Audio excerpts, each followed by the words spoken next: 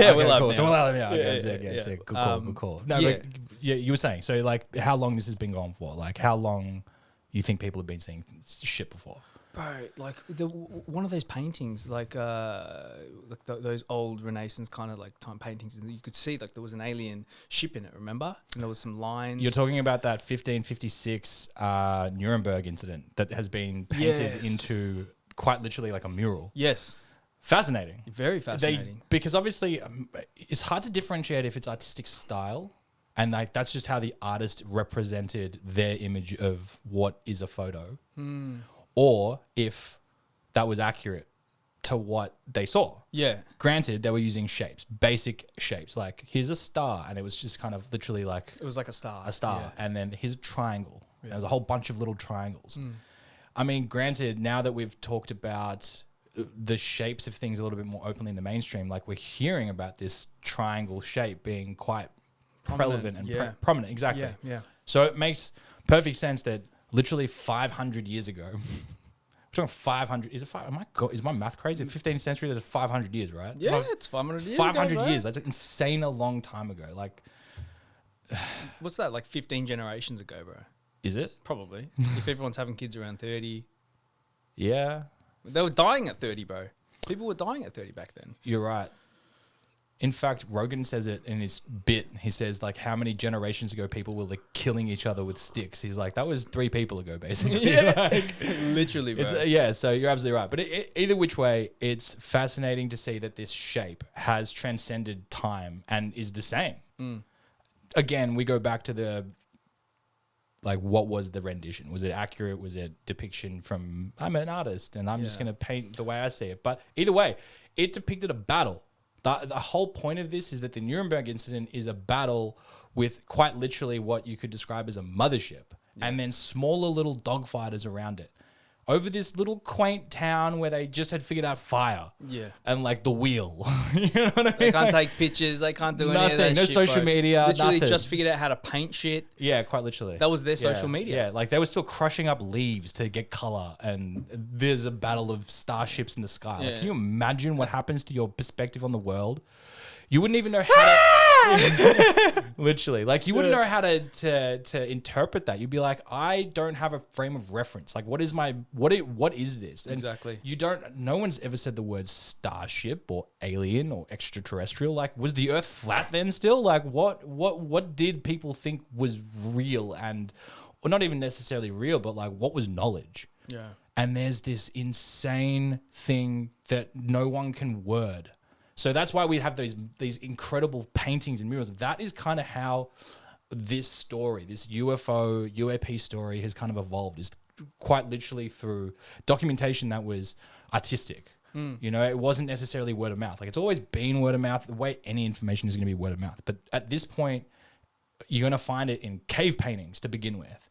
And that becomes mural, and that becomes, you know, framed art, and then that becomes photograph, and that becomes video. Like, it's just essentially always in picture form of what is this elusive subject of are we alone in the universe, kind of recorded for hundreds of years.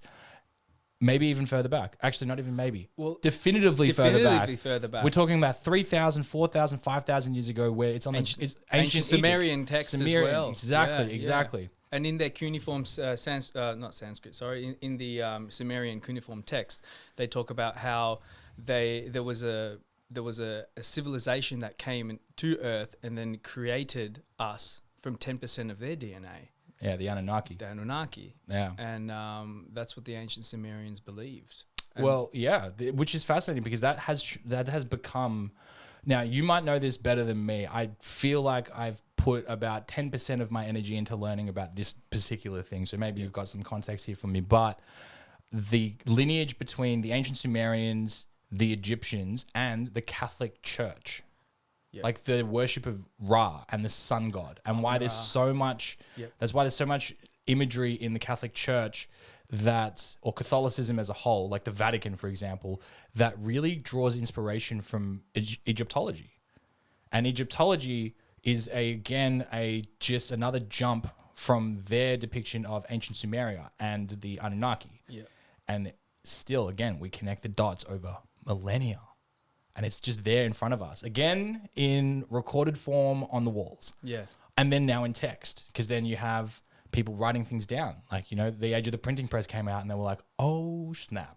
Can you imagine? Okay, this always trips me out. I know I'm jumping here a bit, but forgive me. Fine. But can you imagine how much we'd actually know before the Library of Alexandria burned down? Oh, bro, that was like my top number one thing. If I could travel back in time, was to go to the Library of Alexandria before they burnt it to the ground And stop it from happening, ideally. 100%. What bro. we would know now would paint such a broader picture. Would be like 1,000, 2,000 years like advanced. Because we'd know our history better. Exactly. And this goes so hand in hand with, you know, Graham Hancock. I love it. I've met him. I love that guy. You've met Graham Hancock. He did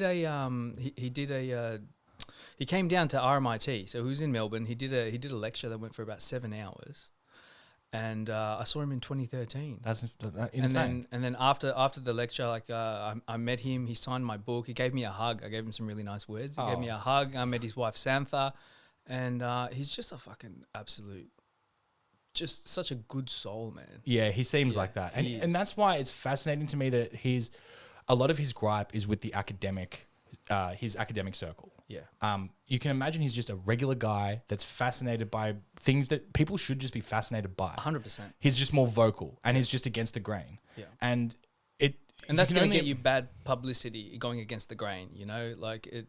You know what it is? It's ego.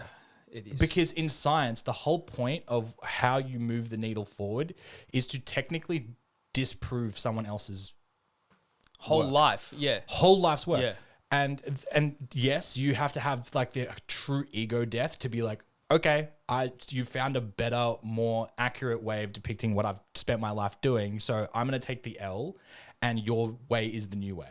But there's so much ego and no one can take the L that Graham is just getting pushed back on everybody who's been like, nah, I've been doing this my whole life. And what you're bringing is pseudoscience nonsense. You're not even a scientist. You're a journalist, which he claims to be. He's like, I'm a journalist. I am an adventurist, I'm a journalist, and I'm just like connecting some dots that I've found. Yeah. And my dots pretty much discredit everything you've done. And man, this gets me down like a mad rabbit hole of just like, what is our education system now? And like, we're just regurgitating the same nonsense to these kids. And it's like, here's your basic arithmetic. Here's your basic learning of language. And let's talk about George Orwell's 1984. And that's it. It's actually happening at the moment in 1984. Actually now, yeah, quite literally. And like, you're supposed to take your like pretty narrow world view of education and then just go be a person and figure it out for yourself. And that narrowing bothers me so much because it kind of breeds ignorance. It doesn't breed the idea to go out and question things. Like, you're just like, well, the world is the way it is, and I read it in a book at school, so therefore that is fact. Of course there's going to be pushback. People are just going to immediately say, oh, God, go away. Like, that's not a thing because the science proves this. And you're every fucking idiot is like, the science says that. It's like, bitch, you're not a scientist, but you should be asking questions. Like, you should have your own ego death. I don't know what was going on with the background static, bro. That was tragic. That was, yeah. I got rid of that one. You just press spacebar, it goes to the next one. Sorted. But yeah, no, like it's true. This is, and let me circle back. I don't want to get into too much of a tangent. I'm good at doing that, so forgive me. Pull my ass up. I'm enjoying it, bro. I love your tangents. Bro. So I miss them, bro. hell yeah. So the whole thing with Graham Hancock is that he's now doing exactly this. So like these educated people that have put truly their life's work, and you can't discredit the fact that you've got the effort to do it, but it's almost like an echo chamber. Everybody's basically saying this is fact and everybody agrees, so therefore nothing else exists. But how does the needle move forward if we have found an alternative route? Well, that's exactly the problem that we're facing. And like all these Egyptologists, right? They come from the arts. They're from the arts. Like if they all unanimously agree on something, what the fuck does that even mean, bro? Just to agree on something. It's like, no, we need scientific evidence. We need geologists, you know? Like it's a bigger picture. Yeah. There's so many different moving parts. They've got to open their scope to see a bigger picture, but they don't want that. Like, why are they hiding it? That's what I want to know. Like, why are they hiding? Yeah. What are they hiding from? Yeah. Okay. So I have a little insight into this. Now, a bit of it, a lot of this subject, annoyingly, is quite, at best, anecdotal. But where I find solace in the anecdote is that a lot of people are saying the same thing, right? It's just not official. It's not the official narrative, so to speak. Yeah. So an open-minded person like you and I who can have these conversations and there's no ego involved, there's no bias. It's just learning, bro. It's just learning. And I feel there is a touch of bias because I feel like once you know as much as you know, like I know, there's no going back. You know too much to ignore it. Yeah. It becomes your whole world. You can't just be like, well, I know this thing over here, but I'm just going to go back to the books and just be like, put my blinders on and be like, that's it. Yeah. I don't know. I did all this research, but now I'm just going to it becomes a part of you, and you want to develop it more and more. You do. You definitely do. Yeah. What was I saying? I forgot. I can't remember. It's gone. But look, nonetheless, I think that, that's right. Forgive me. What is why are they not telling us? Yes. Why are they not telling us? So I think that it kind of stems from I guess I have to take it back to a certain point. So this is going to be Rantville. This is where we start building a timeline here. Okay. So, I would say that definitively and anecdotally, of course, but again, a gathering of information from multiple sources across multiple, sources of information and credible people that really do spend their life doing this. Like, it's not just the guys that, regurgitate information off YouTube. It's not just guys that regurgitate everything off social media. It's like the people that literally get the FOIA request, or a Freedom of Information Act. Like, they put the work in to actually obtain real information from real bodies and real sources, and then they collate that and go, all right, well, this is what we found out. Yeah. And then a lot of people do this, and a lot of people have insider sources, and their whole world revolves around getting real information and real data. And you put this like label of ufologist on top of it, and it just kind of automatically becomes, okay, we're one of those people. It's like discrediting that person, like, correct. Despite the work they're putting in on a fringe subject, there's no real nice label to put it. But I would say it's the same thing that they do with Graham when they say he's a pseudoscientist. Correct. You know what I mean? Like, he's getting all these people that are the best in their field to help him create this, greater understanding of this certain topic. And then someone can just come along and slap a pseudoscientist and put it on news.com.au and try to ruin him. Dead. Yeah. Which didn't happen. Which is the best part, is that everyone was like, shut the fuck up. You go away. Yeah. Graham is the dude. Yeah. This guy. Ancient Apocalypse. Watch it now on Netflix. Yeah. Man, day one. It was so good. I loved it, It was so good. I told everyone about it, and everyone who watched it was just like, even the people that didn't know much about it, they watched it and they got something out of it. And I was like, yes. Yeah, 100%. Like, I sat down with my wife and we literally watched episode 1 to 10 over the space of like a few nights with our dinner. And it was to the point where, night 3, I was like, maybe she's not feeling it. Like, maybe I'll just suggest we watch something else. And I was like, oh, do you want to watch blah, blah, blah? And she's like, nah. I want to finish this. Fuck yeah. Chuck it on. Like, it's That's sick. So good, bro. And it made me feel really happy. I was like, okay, so the person, okay, granted, like, her whole world revolves around me talking. Like, she's the person I go to talk about this, right? Like, she's my first point of contact when I find new information. I'm just like scrolling on Twitter. I'm like, oh shit. Hey babe, guess what? And like, there's that portion of like, your first point of contact, but necessarily, and wouldn't say that she's in it, right? She doesn't do that. But clearly, if she's the metric for just your regular person, her interest in that subject is, you could extrapolate that to anybody I really talk to. As soon as I bring this up, there's always a sense of curiosity. They're like, oh yeah, that is actually kind of fascinating. It's interesting, man. These are interesting topics. It can't not be, because exactly. And all right, so I will put a pin in the timeline. Like, I know we'll come back to that. Remember, I got to build the timeline here, so I haven't forgotten that we'll talk about that. But like, just on this right here, I feel like it just is one of those things where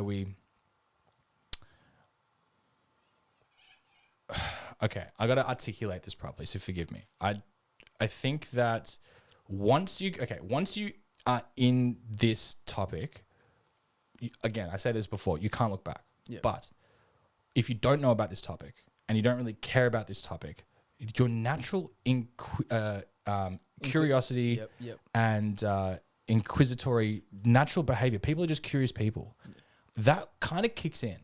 Because the ultimate world that we live in is just it can't be all that we do is just wake up, go to sleep, come home, eventually procreate, raise your kids so they're not fucking losers, and then Too die. boring, bro. How is that all life is? It's not. It can't be. There's no way. There's no way. We know too much about just the solar system and like how the moon works for the tides. Like if we didn't have a moon, there'd be no Earth. Like there's too many things that are more like truly wondrous, cosmic, incredible things. Even astrology in itself, like such a, and it's been around for thousands of years. Just like the art of looking up into the stars and being able to, like determine like what is a good time to grow this crop. And the whole, like, everything behind it. Life. Yeah. Like, truly, like the life. Pleiades and, like, when you look into astrology, like, there's lots of different, different galaxies and there's different aliens from those galaxies and it's crazy, man. It is. Yeah. And ultimately, like, there's just knowing that and kind of being in that sort of spectrum of thought process. You're immediately there because it was too tempting. It was too curious. You were too like getting pulled like a magnet. Like, oh God, I got to go over this way. So you've got, and I swing back to what I was saying about like regular people introduced into this topic are slowly getting pulled like a magnet. They are. Because the bigger picture is not this just regular routine of eat, sleep, rave, repeat, and die. No. Like it is quite literally, there has to be more out there. There's course. too many cosmic coincidences that are just a little bit on the nose, almost like the real facts that we actually have are on the nose. Like they're actually a little bit fringing themselves because they're so wondrous and they're so grand, they're so big, but they still work and they're real and they're tangible. And you can be like, okay, this is real life now.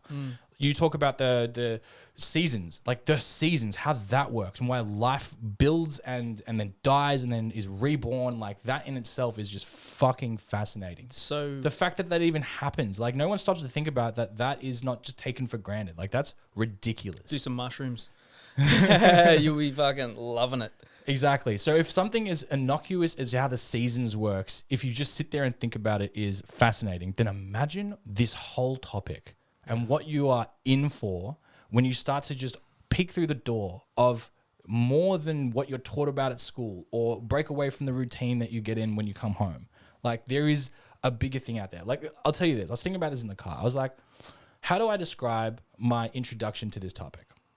And the way I thought about it was like, I'd heard a couple of things, like you grow up hearing, watching Will Smith kill aliens in Independence Day, Men in Black, exactly. Like these are movies that were so fun and so blockbuster and popcorn filling that you truly grow up believing like this is just humans making fun, putting it on TV and screens around, and so you are entertained. But you know what I noticed? What's they that? always make the aliens look like the bad guys, and humanity has to overcome and kill the bad guys because they're here to fuck us over. Dude, we or are something like that. We are monkeys with nukes. Bro, that's exactly what we are. That's just a writer knowing, like you write on your experience. Of course, there has to be some kind of conflict. They have to be invading, and we have to be fighting, and we have to be killing. That's just like all people know ego. about. It's ego. It's ego. It's like it's predisposition for behavior. Like it's so many random dumb things that turns all we as humans know into like what is just constant conflict. Yeah. So that's why it permeates into Hollywood, and that's all you ever see is aliens being the bad guys, humans being the good guys, and we will prevail, and we're a murderer. Hollywood's the drama, so Exactly. it kind of makes sense like why they push it that way because it will. It's entertaining. It's fun. Yeah, People like it's weird. Like we're all voyeurs for violence and drama and just we're gluttons for content, and we just need to see all the crazy shit and take us out of the world that is the repetitive, boring nonsense of our lives. You know what I mean? So anyway, 100%. Like you grow up with this vision of what aliens are, right? And little green men, and it's kind of like funny and it's silly and it's like there's just kind of like there's no seriousness to it. And then I would say it was around really 2016. So I can pretty much put a date on it. Like That's 2016 was when I started to like really look at it. It just started with a podcast and I moved on to a video. And do you remember what podcast it was? Yeah, I do. I think the turning point for me was, funnily enough, Tom DeLonge on the JRE. Interesting. Yeah, that was where I was like, okay, he's saying some shit. Like I remember sitting there on my couch being like, just mouth open. No one was talking about this mainstream.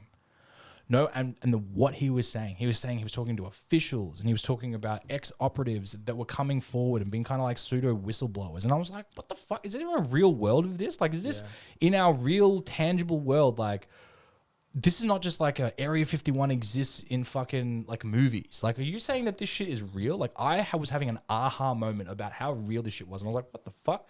And I started to look, and this is that creep that you looked into the door, man. You looked in, you're like, oh shit, there's a whole thing. Yeah. So the way I sort of analogized it was, when I started looking, I thought I had to like, roll up my pants and kind of wade into the ankle deep pond and be like, oh, what's around here? This is kind of like in my vicinate circle, bro. I realized I was on a castaway-sized yacht holding a Wilson-sized ball of ignorance, and I was in the middle of the fucking ocean with how much there is about this subject. It's so much. It's crazy, bro. It blows. I actually struggle to remember things because there's so many things to remember. I feel you on that. Do you know what I mean? Like, it's an overload. So, like, people are like asking the question, like, and there's the transition of this question. There's a transition of, do I believe? Do you believe? And that's how you start. Like, do I believe in aliens? That's the first question anyone asks. And it's always kind of said in a, like, alien used in this, like, little green man. Like, that's what you think about immediately. Like, that's how you feel. And that question, as soon as you peek in the door and just kind of start finding your first few videos and your first few articles and your first, like, you just look around, you're like, okay, so I understand that this is kind of old school. People aren't asking the question of, do you believe in aliens? Now they've moved on to, what is it? What are they? They're so far past, do you believe? Believe is like, duh. Like, there are tangible, real world, data-driven examples of either crash retriever programs that exist, and they're trying to pull out of the darkest, deepest recesses of black budget projects in the US government. Reverse engineering, all that shit. And DARPA. There's actual tangible, like, quite literally material. And now you've got anecdotal evidence of people, getting abducted, and their stories, like your Travis Waltons, your Barney and Betty Hills, like two incredibly just visceral cases that one was literally made into a movie. The Fire in the Sky was a movie that came out in the 80s that was made on Travis Walton's story that happened to him in like 73 or 74. It's so bizarre. Are you familiar with this case? No, I'm not. It's wild. I'll do the dot points. But basically, he was like an arbor, or he was like a lumberjack. Just think of lumberjack. Bunch of guys in the back of a truck, like, forget seatbelts. They're all just hanging on to fucking metal and sitting in the tray of a truck. Yeah. And it's nighttime, and they're just heading home. And they see this crazy light. I mean, bright, blinding light coming from inside of this, like, forest lining, like the line of a forest, and then kind of bit in there. Now, if you see a bright light like that, you're either going to think, in the 70s especially, like flood lighting, or the sun or the moon's bouncing off something. Like, what could be? And it was very contained, illuminated light, right? There was no wash to anywhere else. And then a ball of light. Not even a ball. They just saw light streaming through the trees. Okay. So obviously all of them stopped and they ran over to see what's going on. And they got to the clearing, and they see this giant, like 50-foot disc just hovering, like just above the tree line, right? Like just below the tree line, but high enough for them to kind of like look up at it. Yeah. And Travis, they're hiding behind like felled logs, and Travis was kind of like, fuck this, I'm getting closer. So he runs up to it. He gets zapped by something that shoots out of it. His friends panic. They tractor beam. Whatever it was, it hit him, and he's just down on the ground. His friends bailed. They were like, fuck this, we're gone. So they get in the truck. Now, little details of the story are interesting. So, in particular, one guy in that truck actually hated Travis, and Travis hated him.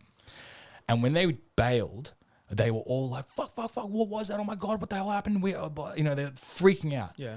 And all of them unanimously, including the guy that he didn't like and didn't like him, were like, we got to go back. We can't leave him. Like, we know that his body fell, but we got to go get him. So they was there a tractor beam, or just some no beam tractor came beam? in? Just a beam hit him in the chest, and he just dropped. Okay, so something fucked him up. Yeah. Okay. So then they all go back, And they go back to the clearing, and there's nothing there. Body gone, craft gone. It's just dark. They almost couldn't find the spot again because they're like, where the like they have no, it's dark. There's no street lighting. It's just you in a truck with your headlights and there's some back street. So 5 days pass. 5 whole days pass. They've obviously put a missing persons report in. They've gone to the police. They're like, look, this is what we saw. And they were all like, bullshit. You saw an alien. Like they all got interrogated for his murder. They were like, yeah, you killed him. So yeah. They're like, yeah, this alien spaceship came down and zapped him and then he was gone. Like they were like, what are you we smoking, we smell a homicide here. Yeah, straight up. They were like, you killed this motherfucker, buried him, and you're trying to cover up your traces. Yeah, good luck. So straight up, they go through this rigorous interview process, and by the end of it, they took lie detector tests. They got them on polygraphs, and they were all absolutely, according to the test results, telling the truth. Yep. And they were perplexed by this. So that was within that 5 day period. 5 days later, Travis Walton ends up in on the outskirts of the original town that he lived in. He just appears there. Rematerializes. However he gets there, and he like stumbles dazed and confused and has no idea where he is, what he's doing, but he finds a phone box and he just like calls where he's got to go. Either a phone box or he went into a store, but he basically called his family and was like, hey, I'm back, help, come get me.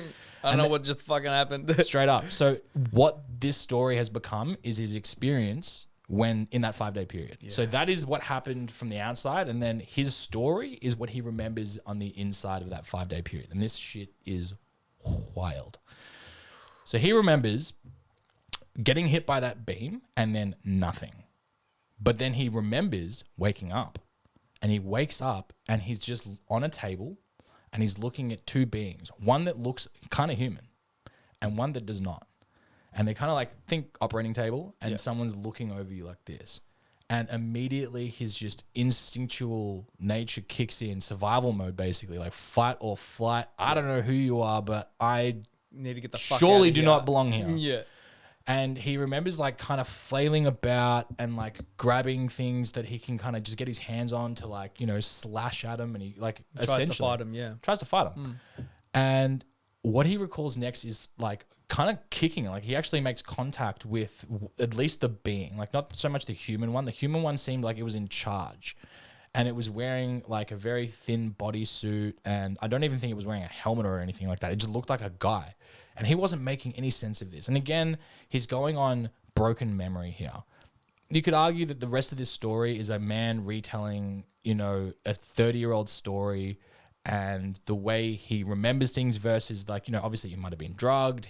Anything might have had like radiation poisoning from when he got hit by the beam. Like a lot of things could have like fucked with his memory. But what is fascinating about what he says in this part of this 5 days is that his story has never changed. It's not like he's like added details or removed details or forgotten anything. Like what happened in his visual memory has never changed. And consistency is very key when you have these Bob Lazars of the world who have said his story before, and like you're going to come forward and like nothing over 20, 30 years has ever deviated. And then slowly over time, things start to come out that are like, oh shit, he feels vindicated now because data has come out. Like quick side examples, Bob Lazar talked about how he worked on Area S4. He talked about these like fingerprint scanners. And he talked about it 20 years before data came out showing photos of the same bone density fingerprint scanners. And Jeremy Corbell famously like pulled out the photo and was like, do you recognize these? And he was like, oh my God, I thought I'd never see these again. Like, yeah, these are the fucking fingerprint scanners that I used from S4 when I worked on reverse engineered crashed UFOs. Like wild shit. So anyway, back to he's a wild man as well. We'll get to him. There's a whole thing. He's fascinating. He could take up a 3 episode in 100%. One go. He's brilliant. So Travis Walton says that he fought the beings, and he gets up out of he like gets the use of his legs back. Essentially, he felt like he was drugged. He was like, "Fuck, bro!" I woke up and I was just like, smashing cones and like, getting Valium, like IV dripped into me. Like it was rough. And he ends up going to like a doorway, and he remembers hearing a voice in his head, and it sounded female.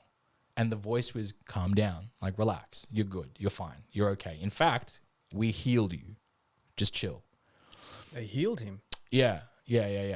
And it turns out when that beam hit him, he like was pretty, like it was a weapon. Straight up, whatever it was like it fucked him up. Yeah. And They probably felt some form of responsibility to fix him after they fucked him up. yeah, Potentially. which is interesting. The empathy that would show. Like if you shoot a course. deer, you're like, I'm gonna eat that motherfucker. Like Exactly. you don't fix it. Tasty human. Yeah, like why would you shoot it if it's not like, even humanity, as violent as we are, there is that cardinal rule of like, okay, only pull your gun out and shoot if you're getting shot at to some respect, right? Yeah. If this is a first encounter meeting, you don't just fucking shoot and ask questions later. Like you don't shoot a stranger and be like, hey man, nice to meet you.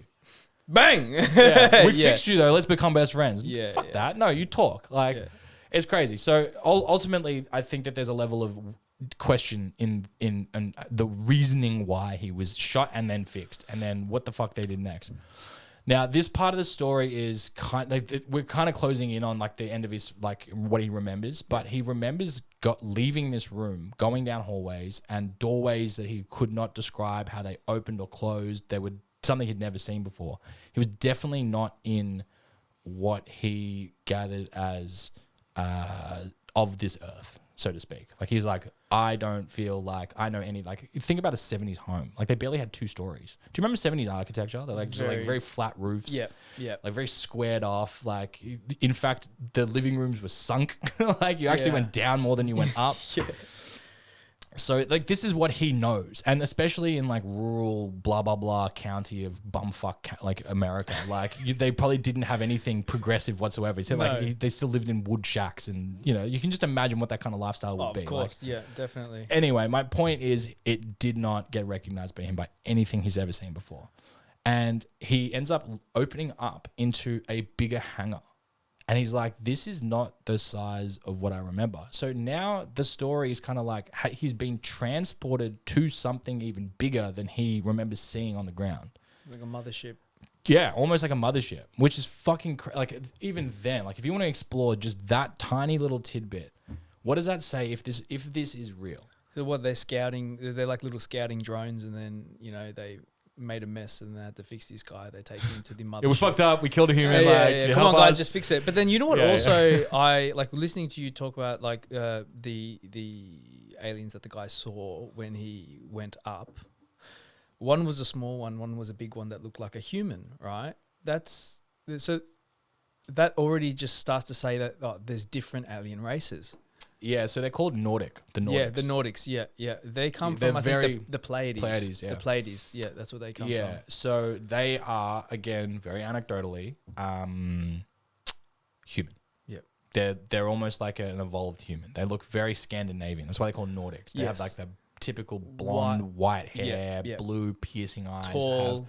Very tall, that very typical hot Scandinavian look. Yeah, like, they're the aliens that I reckon. Like if they do the fucking. They do the fucking. They're straight up 100% do the fucking. 100% they do the fucking. But like if aliens were to come on like here on Earth and like be like, hey guys, there's a whole galaxy out there and there's like millions of different freaking civilizations and stuff. They got to be the guys. You can't have the greys 100%. because they'll scare the fuck out of everybody, bro. Yeah, You got to have the Nordics. The Nordics. Lay it down and be like, hey guys, welcome. But like, what's the deal? Like, do we have to like get to a certain point as a civilization before they welcome us? Just say hypothetically. Yes. This is off topic, but no, this is very on topic actually. I think this is very relevant because the short answer to that question is yes. Because I think that like if you just, I've brought it up so many times just in this, habitually humans are violent. very, Very violent.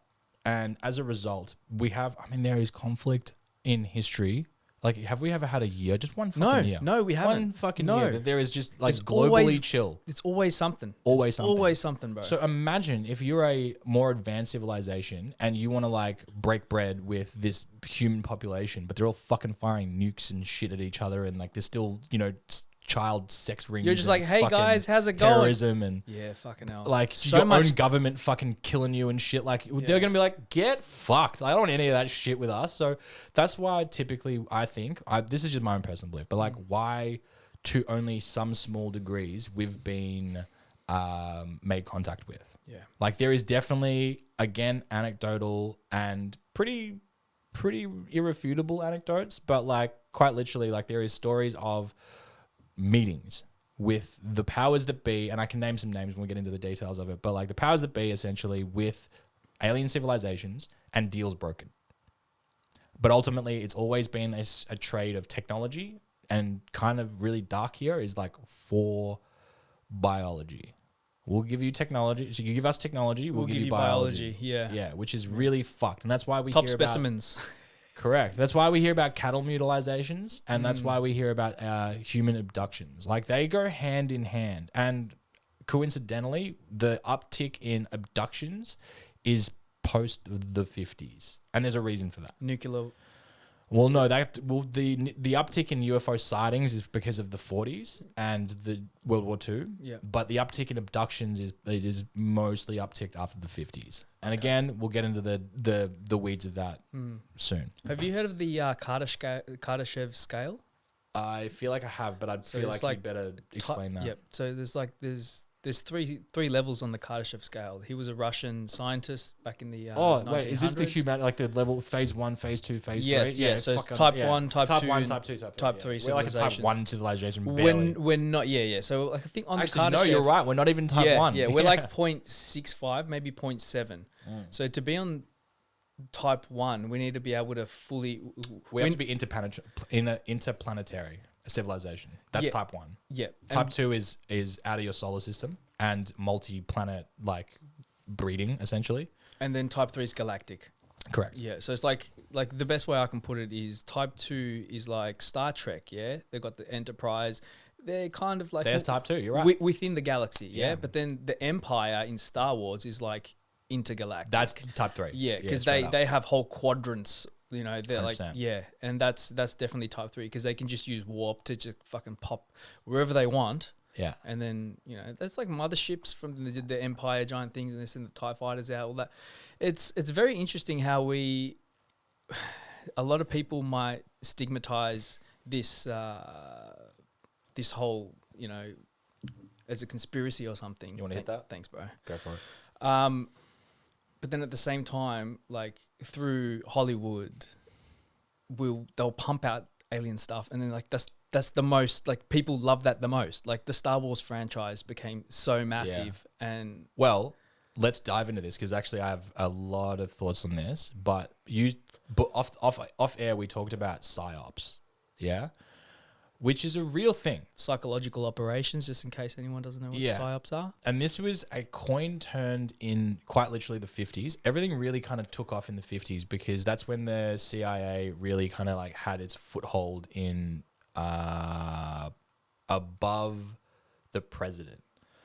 These 3-letter agencies that kind of just ran rampant, and they didn't have to report back. Black budget stuff. But like not so black budget. Like the CIA is still very front and center, and it was still very transparent to what it was supposed to be doing. But there were certain projects that it asked the permission to do. So for example, the nuts and bolts of the UFO type, like what is the technology that is UFOs and the fact that they even exist, and what are you seeing in the skies? There was a disinformation campaign, no joke, that made and coined the term conspiracy theory on purpose. And the psyops behind it was that you give the public the tools to ridicule each other. And we just kind of drop the seed, and then we like let you do the work. Kick back.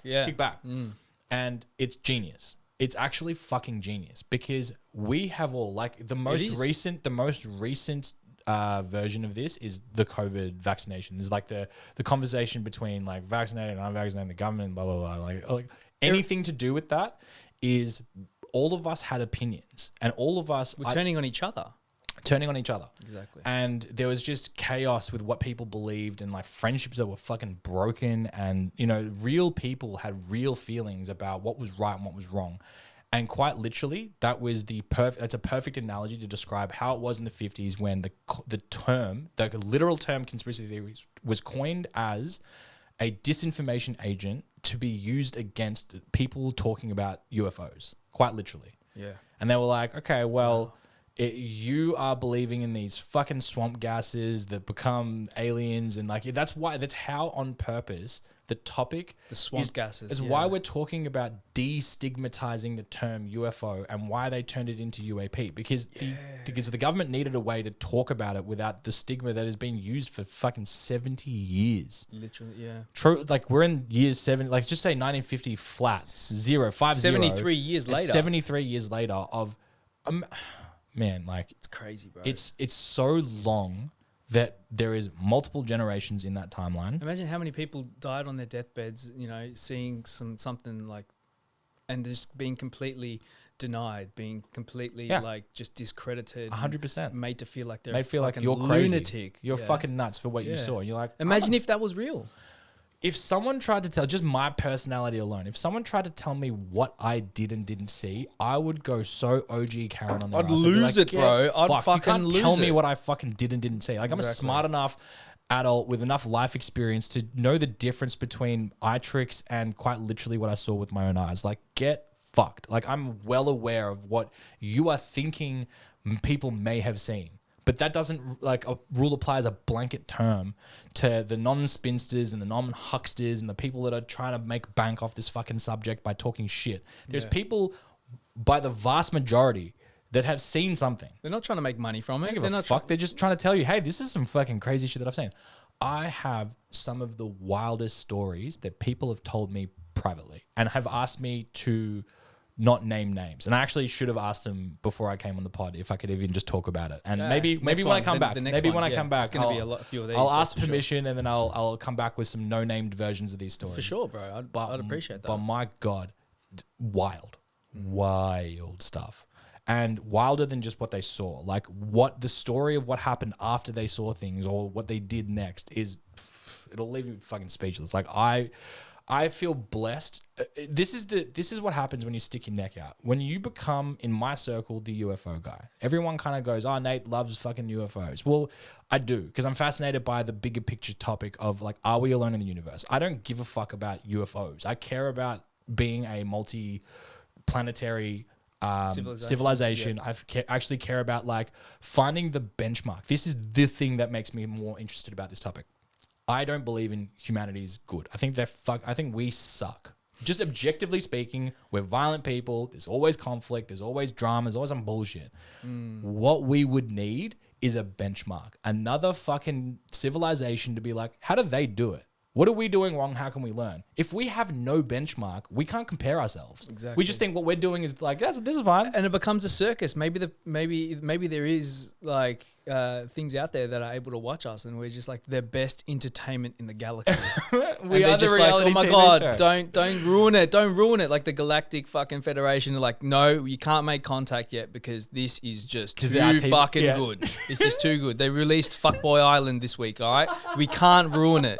You got a binge subscription? What's going on? Yeah, bad. We are straight up. Oh man, that's a great analogy, and that's exactly it. It comes down to the fact that that's why we're not a type 1 civilization yet, because we are so busy having too much ego and so many secrets, and like everything has to be hush hush. And like, if you just made some technology just public domain, imagine the amount of scientists that you could take in their backyard. There's a fucking dude that made a particle collider in his garage. What? They're like a fucking science project. We have geniuses on this planet that are doing crazy shit with no money, no budget, no tech. Do you remember that guy's name? Fucking some guy. Like, I remember hearing that. Yeah, Bob Lazar was doing some crazy fucking jet stuff. Like, he strapped a rocket to his fucking Honda. Yeah, that's right. That's what he did. His story is fucking wild. Like, his chance encounters of how he even got into AG&G and literally got the job at S4, and why he was the propulsions expert on back engineering UFO craft, simply because he went to the local newspaper did a story on his Honda. Because he's the nutbag who put a fucking rocket on a Honda and drove it around town. Yeah. And then they put an article in the paper about him. And now he goes to, it wasn't Oppenheimer. It was Oppenheimer's next of like his homie that helped build the atom bomb. I fucking should know this guy's name. Forgive me, audience members. Look him up. Yep. Either way, he is there for a talk. He's giving a talk in Lazar's hometown or whatever. And Lazar rocks up and he's like, I had to get off work. I had to literally leave work and be like, you got to let me leave. I need to go to this fucking conference. So they did. They let him go. And no shit, he drives in his fucking rocket Honda to like this building. He would have got there fast. You would hope. So he rocks up, and no joke, the guy who's there to see is smoking a cigarette and reading the local newspaper. And lo and behold, Bob Lazar's like, this is a man out of history, just standing in front of me. No one's around. It's not like there's a lot of people. He can just walk up to me if he wants. There's a man in history standing right there, and he's reading a fucking newspaper with me on the front. And he introduced himself. He's like, hey, you're reading about me, actually. Like, I'm Bob Lazar. This is my fucking Honda with the rocket. So they strike up conversation, and he ends up saying like, all right, well, how about you swap me your details, and if something comes up, I'll think about you. And like, that's a fucking leg in. Like, Right. I love the term. The coincidence, bro. Luck is equal parts preparation and opportunity. 100%. If you're I prepared agree. for the opportunity, you're going to get that opportunity. Yes. And Bob Lazar put a fucking rocket on the back of his car, and the opportunity was him meeting this dude. Yeah. And that is in you would say that's lucky. You would say that's luck. Oh, that's so lucky that you run into him. But had he not done that, had he not had the rocket car, had he not been that guy on the front of the newspaper, it would have been just every other encounter of a fan. Yeah. But he was prepared. And I think that's fucking fascinating. It's like a life lesson to just luck is opportunity and preparation. Be prepared always, and be ahead of the curve, and fucking opportunity will present itself. Also, the And it'll universe change your life. The universe has divine plans for everybody, I reckon.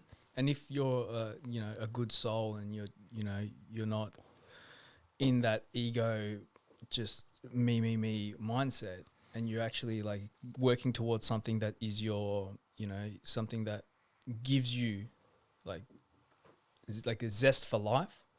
Like, doors will open, dude. And that was his thing that he was fascinated about, and he went all in on that. I think if you go all in on something, the universe will open doors, and things will happen. Man. Yeah, it's like that cosmic energy and alignment. Yeah. Like if you are, again, we go into a part of this conversation. The things I even feel like I'm about to say are still so fringe. Like, people just don't want to hear this kind of stuff. But I think that there is I am open to talking about it. I don't care. I honestly don't care what people think of me. I don't give a shit, because it's irrelevant of what you think of me. I'm doing me. Exactly. I'm doing me. I'm going to think about me. I'm going to look into this stuff. I don't give a fuck what you do.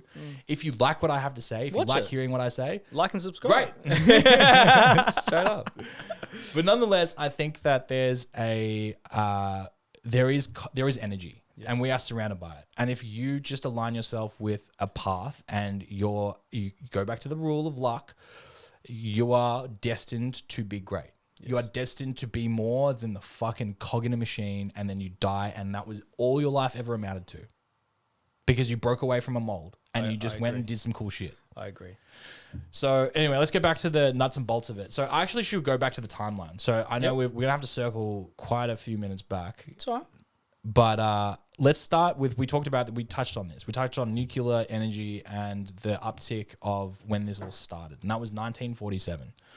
So basically, the atom bomb was dropped on Hiroshima. Yeah. I've been there. I saw it. I went to that Hiroshima. That's wild. It was really sad. Yeah. They've obviously rebuilt and everything like that. It's actually quite Americanized, I noticed, Hiroshima. They got a baseball... Japanese people love baseball, and the Hiroshima baseball team are like the best in Japan. Like, big American baseball culture. I don't know if that happened because they ceded the war and then America. I don't know, but like they were very American. That's wild. From what I saw. They did have a facility where it was like a shrine. And they showed like the impact and what the bomb did, and it killed. Is there a crater? Nah, they sorted all that out. You can't really notice anything. They kept a few structures that survived. Oh, that Nokia 6210 thing. Do you know what I'm talking about? The meme of the only thing left standing in Hiroshima was actually built of just Nokia 6210s because it was indestructible. Indestructible. It was a steel building, and probably about 90% of it got destroyed, but there was this one steel dome that made it a couple of steel domes. Yeah, I've taken photos of it and documented it and stuff. Wow, like you got to that. show me. I will see that. I will show you. That's cool as hell. But yeah, going back to what happened there. Yeah, so basically, we dropped the bomb. I say we. I'm going to say the Americans. We'll be very specific. I had no part in yeah, you yeah. didn't have no part in that, straight bro. up. My mum's mum was not even born. But, like, straight up. So, the Americans dropped the bomb, and the uptick immediately was sightings constantly. And it started as it was able to be documented because at the time, there was no secrecy. There was none. There was no Air Force. Nothing was under wraps yet. Everything that was in the air was technically a part of the Navy. Yes, that's right. There was no Air Force. Yeah. And the Air Force was only really built post Hiroshima as its own armed service. Yeah. Didn't know that. Yeah, fun fact. So basically what has happened then is actually no, I might be talking shit. The timeline is very thin. So it's either just as the World War II ended or just on the edge of But imagine after. But that, either right? way, like The it's first- brand new. is Yeah, my point. 100%. Like the first time a nuclear bomb has been dropped on a freaking city, right, that wipes out 140,000 people, fucking vaporizes them, right? Yeah. Like imagine, like just say if there was another intergalactic federation that was just keeping their eye on us, they'll be like, "Oh, did you guys just see what Earth did? Did you see what they did? They just fucking nuked someone, On the next bro." episode of Humanity is Fucked. Like, straight up. Just Yeah. like a little montage reel of the next episode and there's a fucking bomb getting dropped on the city. But not just that. Like, Jesus Christ. After that, Atom bomb. after that happened, right, there was so much nuclear testing, right, between Soviet Russia and America. America, to this day, they've done, I think, 1,110. They never got to 1,111, but they did 1,110 nuclear bomb tests Yeah, at White Sands. everywhere. They White were dropping. Sands, What was it? Were they all in White Sands? Well, it's one of their main testing sites for Yeah, nuclear yeah. nuclear bombs, and that's They'll- why there's actually been quite a few documented sightings specifically over it. And we'll get to that. Yeah, yeah. But the connection between nuclear missile silos and just where we like hold our nuclear energy, mostly weaponized nuclear energy, and UFO sightings go All the hand plutonium, yep. in hand, truly hand in hand, to the point where it's not just sightings. And I'll get to that. It's fucking wild. I think you know what I'm talking about. We'll Yeah, I get there. do. I do. So basically, there's the big uptick. And the reporting of this was just black and white because, again, no secrecy, everything's new. So it's military pilots basically flying and seeing what they call, like the term flying saucer was actually coined by a pilot who saw it and he just needed a way to describe what he was seeing. So he just imagined like a saucer Saucer, yeah. upside down. Because when it's upside down, you've got a little bit of a dome on the top part of it, Yep. and it concaves a little bit. Yeah. Right? So For them back in the 1950s, that was the best description that they could Yeah. give. That's a you use real world examples around you, Exactly. and we go back to the mosaics that were painted. Like you just know your experience around you and how art is done and how you interpret Exactly, it. Right? bro. So 100%. these are the dots. These are the fucking lines that you end up connecting Yeah. of why this topic has so many deeper like onion layers, like Shrek level layers. Yeah, you know what I mean? onions. Like straight up, because it's these connections that you can build to the human psyche and our perception on things over time that are the exact fucking same. Yeah. So anyway, then you've got into you span the 47 into the biggest story that everyone since the beginning of my timeline and when I was born, I fucking feel like I was born knowing about Roswell. Somehow everyone to some degree has heard about the Roswell incident, yeah. right? And in the UFO folklore, it is probably the most elusive one that now, only in 2023, man, the light has never shone brighter on the bullshit that happened out of that fucking incident because it was the biggest cover up at the time. And now with the age of the internet and just the quick transfer of information, it's impossible to keep something that was barely covered up to begin, like the first ever thing to cover up really globally. Exactly. There's so many fucking, like, it's like a colander and all the holes in it. Like there's so many leaky holes, people that weren't told to not say something, people on their deathbeds later who were fucking there that were like, bitch, I saw a fucking crashed UFO Dead in the middle of a aliens, desert. yeah. Fucking, yeah, like literally retrieved bodies. Like people have seen too much and too many things have come out since then. Like for example, the best part about this was the press releases. So the day it happened, there was a press release in the paper and on the radio it was like July 8th, 1947. That was the day the first newspaper article of a crashed flying saucer disc in Corona, New Mexico. So Corona. Corona, New Mexico. Not even Roswell. And because there was 2 crashes. People don't even know this. There was actually 2 crashes. One was in Corona and one was in New Mexico. Sorry, Roswell. Roswell, yeah. And both happened at the same time, but one was found 3 years later by a farmer. He fucking found it in his paddock. He was like, what the fuck? Years later. He didn't even know it happened immediately. So the Corona was found 3 years later. The Corona crash? Corona was known about first. It was actually Roswell that was found later. Oh, okay. Yeah. That's interesting. Yeah. So basically, as the story goes, they found the crash and everybody at the chain of command was basically notified immediately because there's actually a US Air Force base in Roswell. Yep. And here's the full circle moment. The only battalion, the air battalion, that was even allowed anywhere near at the time, the most top secret project at the time was the atom bomb, Project Manhattan. Yep. Right? The only crew in all of the military with the technical training and allowed to be around that and know about it and fly with these fucking top secret weapons in their payloads was this one crew based at Roswell, New Mexico. Wow. So they were doing some sussing, bro. Yeah, it just so happens. Sussing out. So the Enola Gay was the name of the actual plane. Yeah, it was. And it was stationed, that dropped the bomb on Hiroshima, was stationed at Roswell, New Mexico. So now you can kind of see, like, the reason I bring that up is because the people that are privy to this information around this crash that happened, that were involved in some capacity, either all capacity or just touched on it, like transported material or whatever the fuck. All these people are diligent, intelligent, the best of the best. Yeah. That's what we have to really remember here. It's the cream of the crop. Cream of the crop. All in that one space. Correct. So July 8th, the newspaper press comes out a crash disc. July 9th, the US Air Force has put out a headline that says, crash disc actually weather balloon. And what they did in that 24-hour period, they got, his name was Major Loser.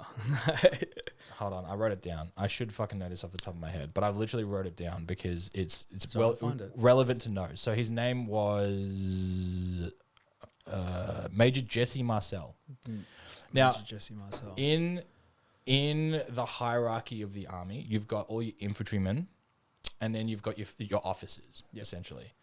Jesse Marcel was the bottom of the rung of the officers. So he was basically like, you wouldn't tell your grunts to do anything. You would, if you were the head honcho, like the brigadier general or the general or whatever, you would try and get the lowest in the officers to do your shit canning work, right? Yeah. Jesse Marcel was on site. He was there with the crash. He was there in the debris field that spanned 4 football fields worth of area. Massive area. Huge area. And he describes what he saw as a almost aluminium, like the pieces, like the debris, aluminium that was as thin as what he described as the foil found in a cigarette packet. It was light as a feather, but you could put a sledgehammer to it. You could shoot it. You could explode it, and it wouldn't even bend or scratch. He's like, what the fuck is this? What kind of material is this? We couldn't do this now. That is definitely that not... That thin, that strong. That's thin, that strong, that light. That is not normal. That is very unique. And that's engineered for a specific purpose by the sounds of it. Yeah, and ultimately, they still have half dug into the ground a disc. Like, it's not crashed into a million pieces. It's a full crash, but yeah. Sorry. I don't know why I'm getting a phone call right now. I should have turned it off. My bad. Don't stress. My bad. So yeah, basically where was I up to? Disc crash, yeah. So there was a crash that's half buried into the ground, and Jesse Marcel seeing with his own eyes everything that's happened. Yep. In that second headline, in the article itself, is a photo of Jesse Marcel holding bits of balsa wood and tinfoil. And he was told, he was like, this is how he describes it. He was like, there was an iron curtain of secrecy that just fell. And it was the biggest hush-hush above top secret thing even remotely possible. Our Brigadier General said, his name was Ramsey, Brigadier General something Ramsey. He said, you are to say that this is a weather phenomenon turned into a crashed weather balloon and say nothing more. And we're going to take a photo of you and you're going to pose in front of this shit, basically. Yeah. And there's interviews of Jesse Marcel when he's well into his like 70s or 80s. He's like, I don't know the fucking, I was an officer. I can differentiate between what I saw at the crash and what they made me pose in front of. And it was not the same. And not only just having to differentiate it, he was told not to say anything. He was like the person coming forward and being like, I know what I saw. And then I was told not to say what I saw. And when you're in the army, you follow orders. You don't, you just follow orders. You're there to follow orders. Yes. And, the head honcho is going to tell you something. You got to fucking do it. Because if you don't, who knows what the fucking consequence will be. Yeah. So it's interesting that you say, like, later on in his life, obviously he felt that guilt, Which a lot of these people are feeling now. Like, and that's what we're moving towards right now as calls. So in the NDAA of 2022-23, so that was the National Defense Authorization Act.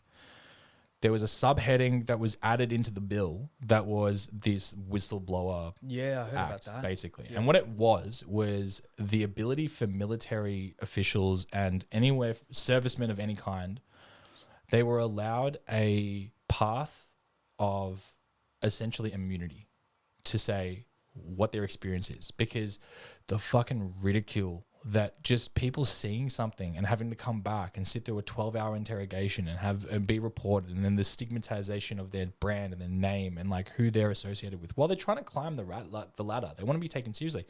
They said they would rather bury it and burn it and get rid of data than even remotely bring it to the reporting of whatever station they were based at or whatever. They would get rewarded for burying it. Exactly. And then that would rise higher up the ranks. Yeah, and that because would you're a part of the secret, and you're a part of like you don't want to let this go public. And this you're is not a club, gonna, a special club that you're in, and Exactly. you're gonna stick together to make sure the narrative that's been pushed stays correct. Stays that way. So currently we have some really, really interesting people. So we've got like New York Senator Gildebrand, we've got Kentucky's Tim Burchell, we've got Senator Marco Rubio for Florida. Like we've got some really cool key players in the American Senate that should know about these things. Yeah. And these 3-letter agencies and their deep black budget projects and all of these contractors and people that have touched something exotic before.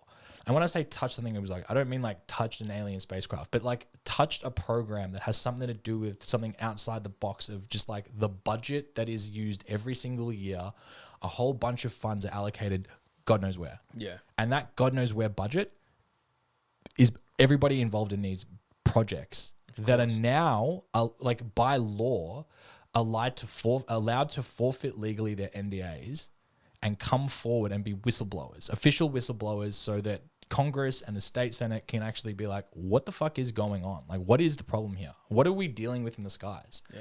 And that's why there's a massive, massive, massive, massive movement right now of this topic. Just we're having our own uptick of not just belief, but the what question. Like, what is this? Yeah.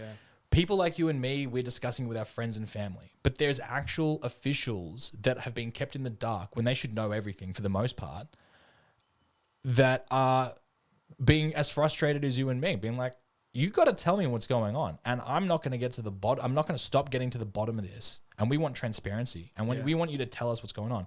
So we've had public hearings. The first ever public hearing about UFOs specifically was literally like the end of last year. And it was like revolutionary big. I'm happy to hear that, man. Because it was the first time since 1958 that a public hearing about the UFO subject. Sorry, Siri is trying to tell me that it's listening to me. I'm like, go away. Siri's always listening. The amount of times I swear, and it's like, do not speak to me like that. I'm like, I'm not even talking to you, crazy Bitch. Exactly. But like we have so many people that are just sick of the secrecy, and they're pushing the needle forward to make these hearings happen. And there hasn't been a hearing since, like I said, 1948, where Project Blue Book was brought to the results were brought to a press conference, and openly spoken about the results. Was that the swamp gas? That was the Incident? swamp gas. Yeah, Yeah. So not even incident.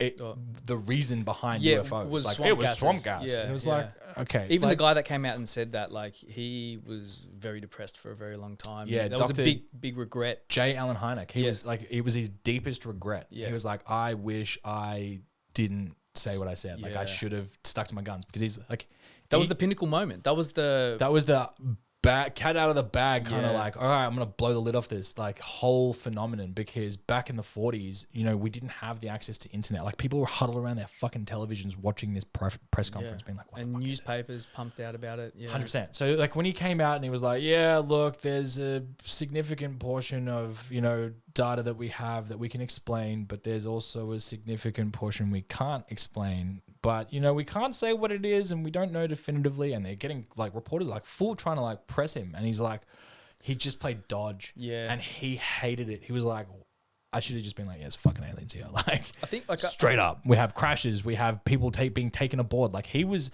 there with the Benny and Barney. Oh my God. Why am I saying Benny and Barney Hill? I'm thinking Barney Hill. Yeah. That's what I thought. Yeah. So no, why am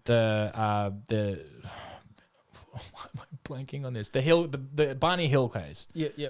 It's the black, and this is why this is fascinating. So it's a black man and a white woman in the 50s, right? Or maybe the 60s at this point. And that's fascinating in and of itself, because that was so not normal, right? Just that in itself. Yeah. You would never be a couple in that time that drew attention to yourself.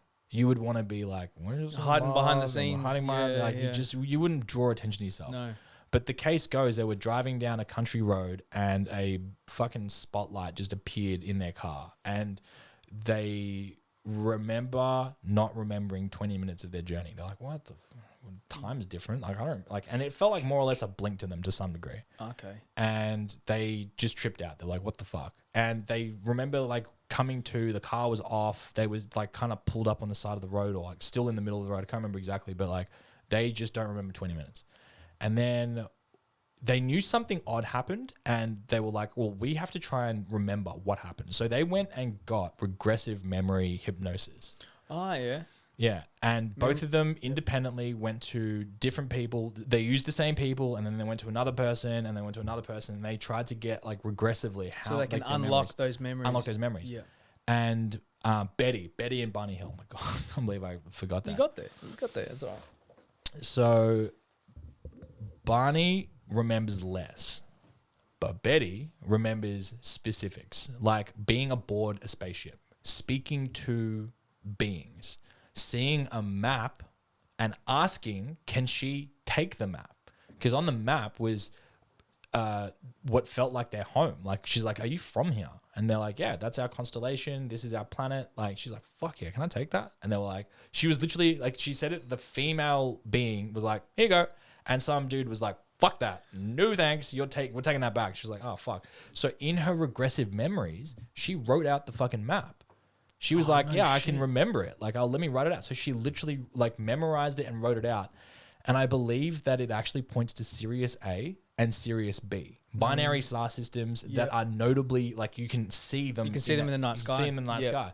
So it's not like crazy far away. It's not like in another quadrant of the galaxy where like the light doesn't even get to us. Like, this is relatively close. Yeah. Yeah. Sirius A and B is close. Yeah. So, was it Sirius A and B or was it the TRAPPIST? The TRAPPIST star system? No, it wasn't TRAPPIST. No, sorry, I fucked up. It's actually better than the fucking the two that I gave you. It was in Zeta Reticuli. Zeta Reticuli 1 and 2. Zeta Reticuli. Why that's fascinating? Yeah. This is why this is fucking fascinating. Bob Lazar's story, in that whole whirlwind, we'll get into that, in the whole whirlwind of his entire story, the best part is where he's talking about, and this is what I'm saying, when you get into this topic and you listen to this story over here and this story over here, there's details that you're like, whoa. And you grab like an imaginary pin that's got a string attached to it and you just like drop it over here. And all of a sudden you've connected two things. A story from a different decade, from a different person, from a completely different, like it wasn't even about abduction stories. But they add up. But they fucking add up. Yeah. Bob Lazar talks about how in his time at S4, it was compartmentalized.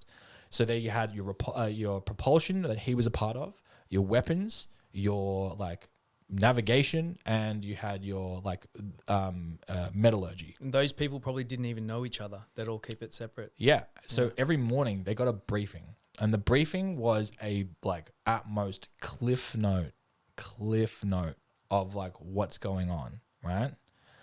And in each department, just in case something is relevant that you need to know about that they've found out. Yeah. But again, there's no detail. Strictly need to know basis. Strictly need to know. Well, it's not even like it's even less than It's less than that. Yeah. It's less than that because actually no, I take that back. It is need to know. And the need to know part of the dot points you get are like things that have almost the shittiest parts of the details.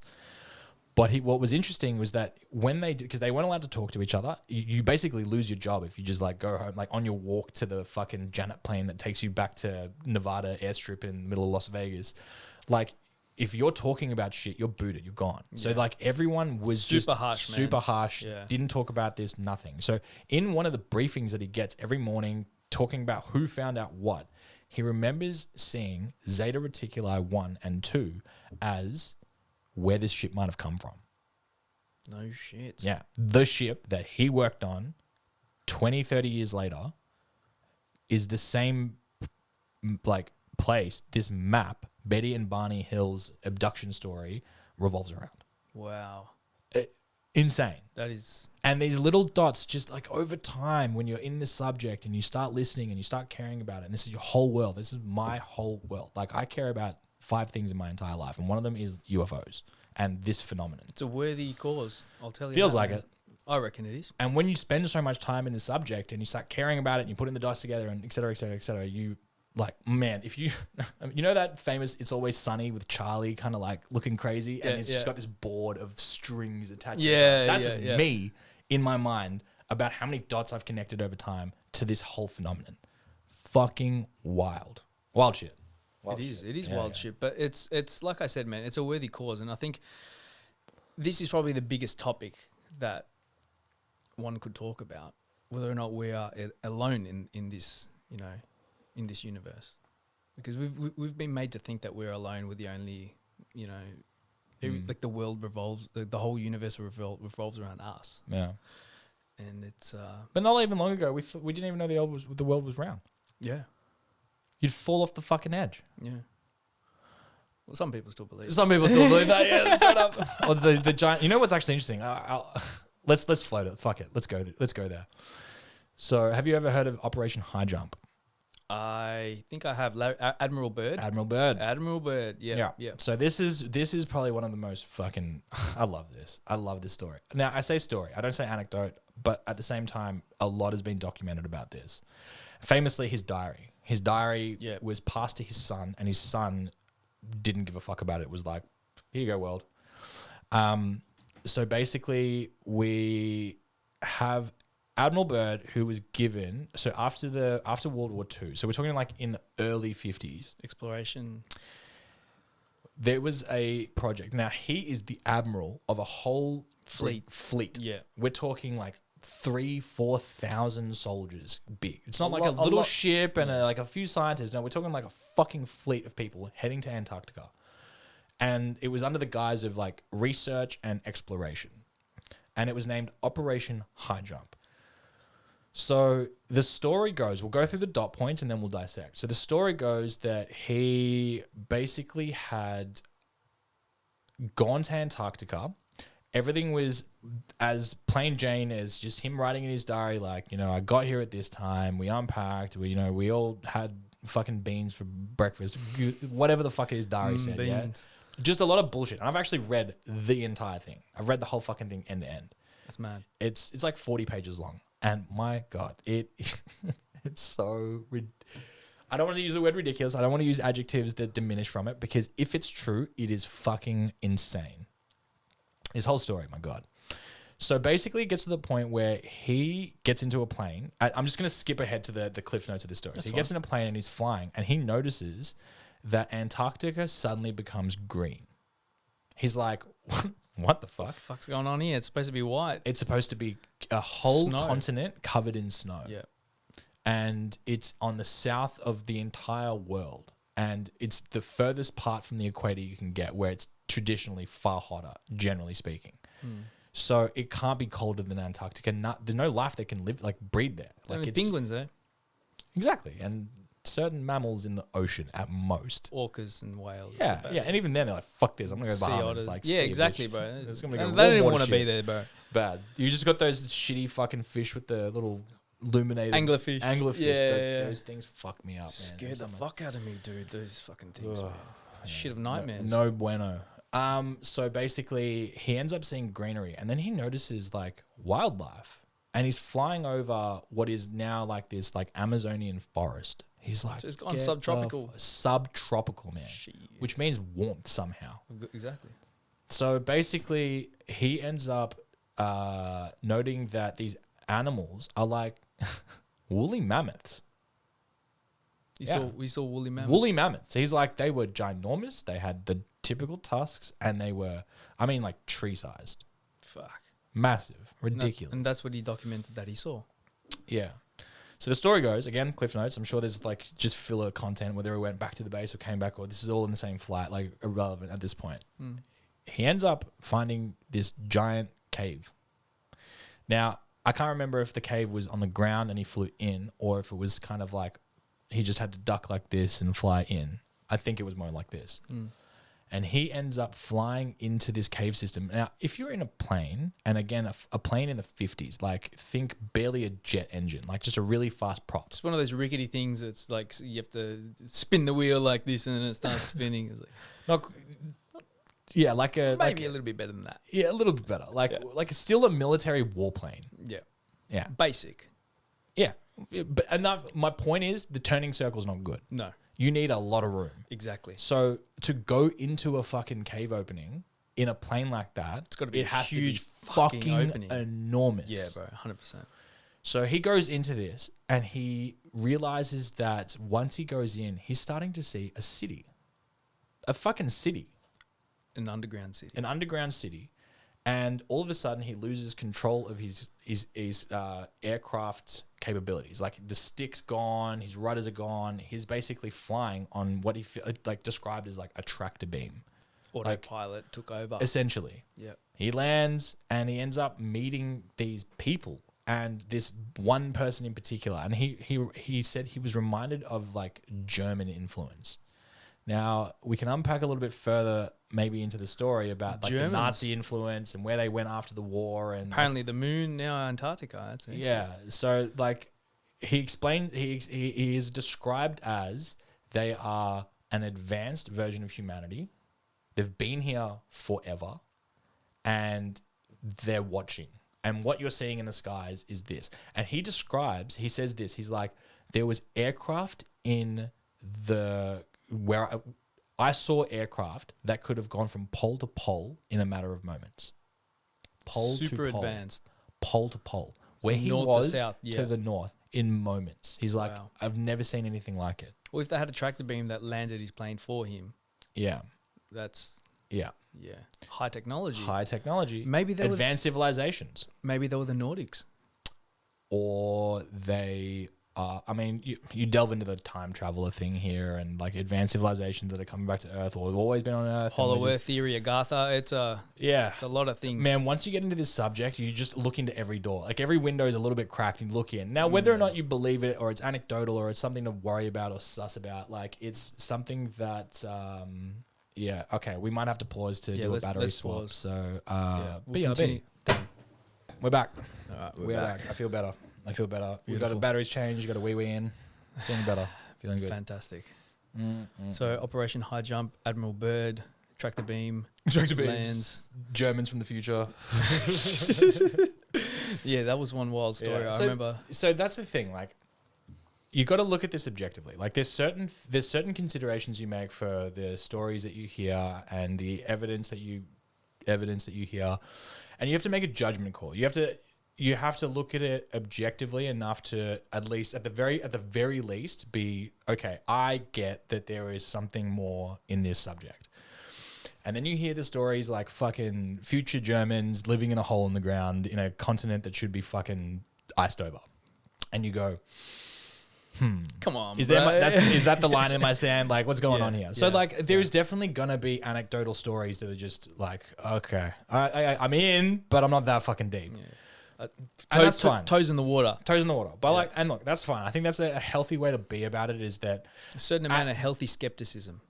Oh, for sure. Yeah. But, like, at the best, you facilitate it. You're like, okay, I'm willing to listen to it. I'm not going to just be like immediately like, get fucked, you piece of shit. You don't lie to me with your bullshit nonsense stories. Like, at best, you should be open enough to be like, that was a fun story. Yeah. And this is what keeps me coming back. Because, like, ultimately, even if I die and I don't know anything more than I know now, this has been a fucking fun thing to look into. It's been a fun ride. It's just an interesting topic full of interesting things that have happened. And just, like, not just interesting, man, but, like, if this is tangible, real world outside of Hollywood, that makes my life so much more, immediately more interesting because it's real. Yeah. If any of these stories are real, then it means that it's just taken out of the make believe of some dude in writing a script and then getting a team with some money and putting it on big screens, and then that's the end of your believability is the fact that you know it was made up. Yeah. But if this is real and tangible, and this is in the real world of Earth that you live in, this is as real as the wood on this desk, that shit's fascinating. This is not real. That alone, actually. This is laminate. What is real, bro? You fucking lying to me about wood now, man? How dare you? You fuck me over. Imitation wood. You lying wood ass bitch. Oh, man. Too good. But yeah, I think this topic is gaining a lot more traction now, and like with what they're doing, with the what you call it,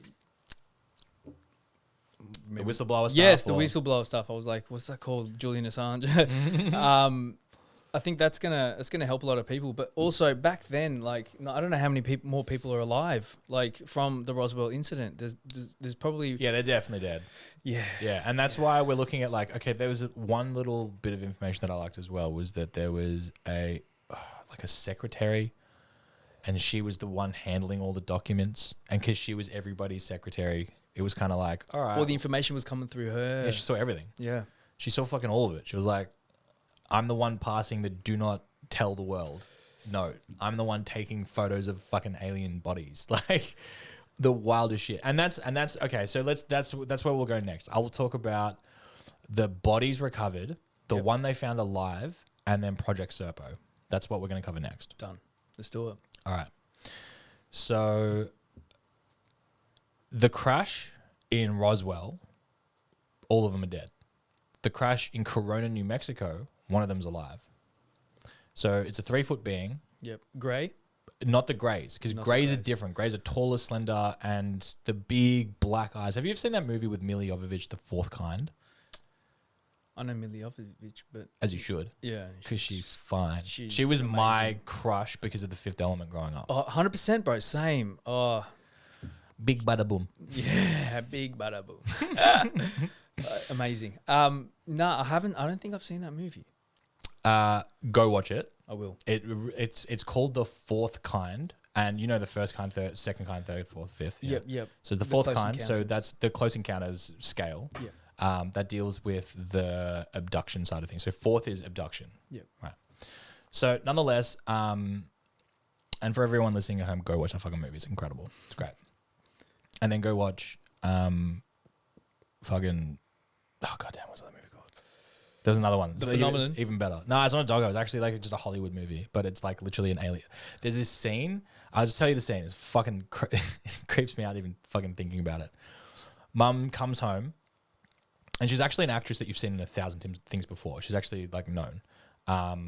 She comes home and she walks in the kitchen with her grocery bags, and she just puts them down on the bench, and she like turns around, and when she turns back around, everything's out of the drawers, tables and chairs are stacked point to point like that.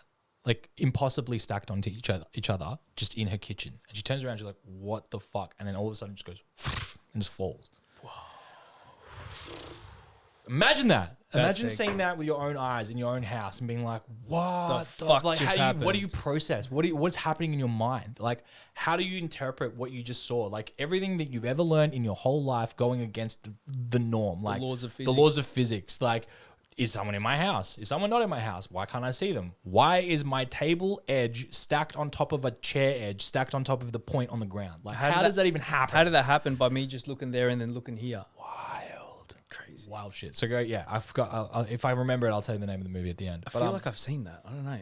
When you were describing that, I was just like, I could full visualize it, man. Yeah, it was mad. Anyway, so the beings. Yep. So they pulled a being out of, and they took it to their one of their facilities, bases, like maybe Patterson Lake, Groom Lake, Lake Patterson. Yep.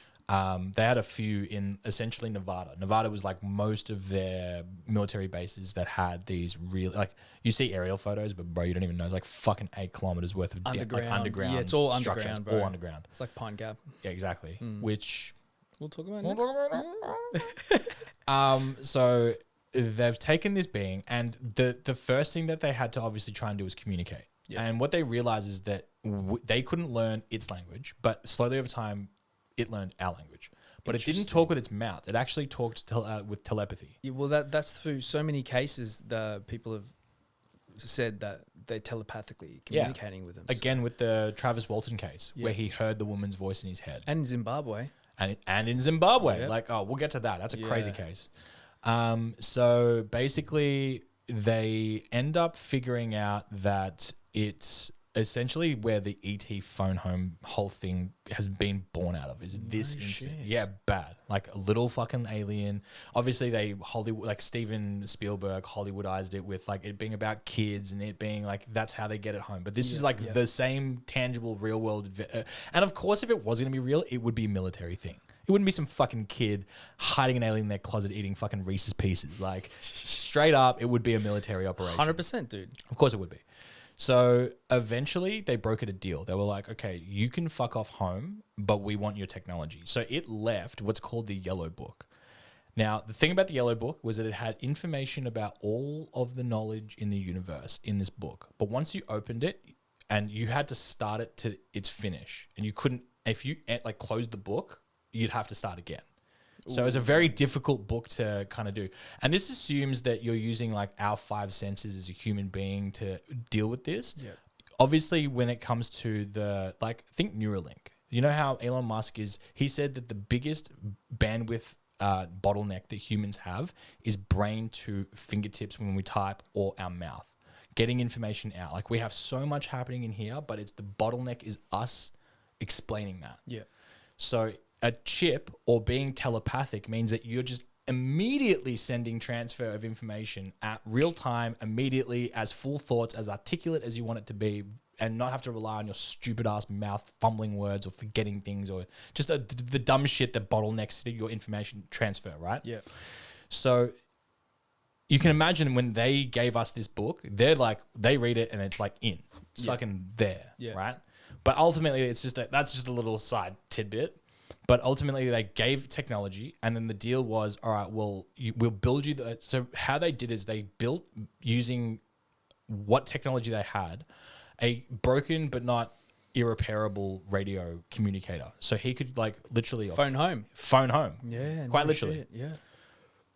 So it took this process took about like 3 years, and inside that 3 years of him having that, the EBE phoned home, and they communicated with their home world, and they said in 5 years we'll be there, like we'll come, 5 years, we'll rock up.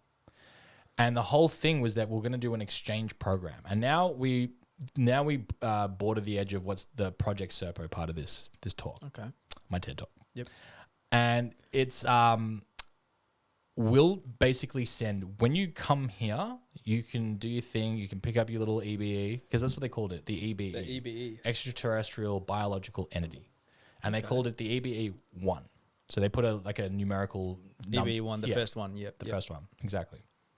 That's what they coined to this, and then soon realized there's a whole fucking civilization of. So just in this moment, everybody's finding out like their place in the universe, and none of this is public knowledge, but this is all based on what happened at Roswell specifically. The lineage is direct. So they rock up. In the meantime, EBE1 dies. He dies. He dies. He's dead. Now, I think they say it's natural causes, like maybe just our atmosphere, just toxic. They were feeding him too many Reese's Pieces, bro. Were they around back then? Before when what high fructose corn when syrup? did ET come out? ET came Is that out? an 80s movie? I think it was an That's 80s. an 80s I was movie, thinking 80s. surely It 80s looks like movie. an 80s movie. It couldn't be 70s. That's true. That's like Jaws. Yeah, it's definitely got to be the 80s. Yep, And yep. that's that's why Stranger Things And is built Spielberg, off yep. the same funness of ET. It's It like is. that real 80s feel. 100%. That makes sense. Yep, yep. Anyway, so basically, this exchange program is what is coined as Project Serpo. So, and again, this is the part where you have to put on your like, all right, we're gonna sit down with a beer and we're gonna talk about this. Where's my line in the sand? This is the Operation High Jump equivalent, right? Like you have to really know more about this subject and the likelihood of this being a thing before I can even expect you to believe it. And I don't care. I say all of these anecdotal stories with zero fucks if you believe it or not. But I, again, find the story entertaining, right? I'm fascinated about this. I will talk about it. The same way I read Harry Potter and I tell, your friends that fucking Dumbledore's a mad dog and he's here to save the world. You know what I mean? Like, Yeah. you want to tell the cool things about the story you read, right? Of course. Exactly. So, they rock up and the exchange program begins and it commences. Now, the president at the time starts with the C. It's not Eisenhower. He was the World War II president. Yep, and that's it's the right. one before Kennedy. President. Starts with the C. Not Truman. No. Oh, fuck. Come on, man. This is like right there on the tip of my tongue. Anyway, a president. Yeah. And he was a sitting president that actually was before it was not above the president for top secret. Like he was like the head. Like you all went to him and he was the shot caller and everything really funneled up to the president. And it wasn't just like Biden and then everybody else puppeteering him from above. Yeah. Like it is now, right? 100%. And has been for a while. He's not the first president that's the case. This has been going on for maybe like 40 years of the president just being like, we'll tell you. Because think about it. Like the president is just a temporary employee. He's just a figurehead. No, he's a temporary employee. That's it. Yeah, he's got a term. Yeah. Why the fuck would we tell you like national secrets if you're gone in 4 years? He's on a contract or basis. at most at 8? Yeah. Like they don't have any obligation to say shit to the president now anymore. Or they don't feel the obligation anyway. So this sitting president was there when they rocked up. And this is the famous landing scene in the Close Encounters of a Third Kind. They play that. Yeah, the music. Lights and the music. Yeah, that to try to classic communicate Spielberg. with them. Yeah. Yeah. So, and this is where it's fun with Hollywood and the CIA and the blend of it's called what's it called, programming, like you'll know this word. I know you know it. It's like where you put it in the media and it predictive programming. I've already found it. There it is. Predictive programming. Yep. Predictive programming. So this is why. So Spielberg is kind of one of those like head honchos of this because it's like, what do you know? Yeah. And why are your movies strangely accurate? Super on point. Like the Close Encounters of a Third Kind movie is about the landing at Holloman Air Force Base. There's a real fucking piece of footage out there of a UFO landing. Wow. It's shit. It's a dot in the distance, but it is just taking its time and landing, right? And that is ideally what the footage leads to be as that scene in the Close Encounters where everybody's around. It's a fucking boarding party of people. Legit. Like we're about to meet. I It's remember delegates. watching that when I was like 10 years old. Yeah. Shivers down my spine. Straight up. And it's like the delegates are there. They're waiting for everybody to get, shake hands with the aliens and we come in peace kind of thing. It's fun. Cut the ribbon. Cut the ribbon, exactly. Like, it's a big deal. It's a massive deal. So then there's the ET, phone home, connection. Like Spielberg knows something, and there's this meld of like predictive programming and Hollywood and why we see what we see. And we'll delve into that. I've got It's almost like they're slowly building us up to actually accept yes. that there is. It's why Marvel is so big. Exactly. I've been saying this for years. Yeah, I yeah. think I Marvel. believe that as well. Yeah. That they're getting us ready. Yep. And I don't know. Desensitization. Yes. I don't know if this is because of. I don't know if you know what Project Bluebeam is. I do. Yeah. Very much. Yeah. So. White flags, baby. So it's just really interesting because they're making it more In your face. In your face. It's desensitization. It's normalized now. Like, do you remember the movie The Blob? The horror movie from like the fucking 50s. The Blob. No. It's a black and white picture that people went to the drive-through and would literally hold their popcorn and be like, oh, and like So popcorn, scary. Oh my god! Oh. Like people would. It's the Blob. Exactly. People were just different. Like they were wired different. They weren't exposed to anything. And this is simultaneously the Air Force General Ramsey saying the public's not ready for this. This is top secret. Project Blue Book. You're gonna come out with this official story that is swamp gas because the public are not ready. I can't remember his name, but there was a psychological advisor, a part of this whole program of whether or not we should tell the public or not. And he deemed the public not ready because they just can't handle it. Yeah, they'll lose their minds. They lose their minds. Yeah. Because, this is the same public that was scared from the movie The fucking Blob. There you no go. shit, they There wouldn't you be able to go. handle it. Like, Fucking you oath. probably would shit a brick. You'd be like, oh, wait, like your whole worldview would be fucking demolished. People will be running around in the streets ripping their hair out, bro. Exactly. Like, what do you mean the Blob is actually alien? Like, you couldn't even fucking fathom that. So now we are in the age of the internet, social media, and the news cycle being so. We used to say the 24-hour news cycle, bro. It's like 5-minute news cycle now. Bro, legit. It's just something new, constantly fucking bombarding you with something, blah blah blah blah blah. On repeat. Attention spans have been Attention spans are nothing. bro. Destroyed. Like the TikTok fucking algorithm, the doom scrolling on fucking any social media platform. 15 seconds max, bro. But the point of this is that we are now so desensitized to real. Like we live in a world where the Ukraine war is on Twitter. We're watching a live war and footage of real people getting annihilated, like fucking executed, blown off limbs. Like that's something you can just like shit on the toilet in the morning and fucking scroll and be like, oh, there's a body. Yeah. And that's normal. That's Ukraine. that's life now. It's We just just is don't what it is. fucking care. Like Yeah. we're so desensitized. And I honestly believe there is a motive behind that because they're preparing us. The powers that be are preparing us for, and I have a date that's been floated around circles. Yeah. 2027. 2027. Yeah. That's why everything's really kind of like becoming more mainstream very quickly. I have a feeling And that think about this. Yep. 2017 was the date that the first New York Times article, front page news about black budget UFO programs came out. 2017. 2017. Which is exactly 10 years to this alleged date.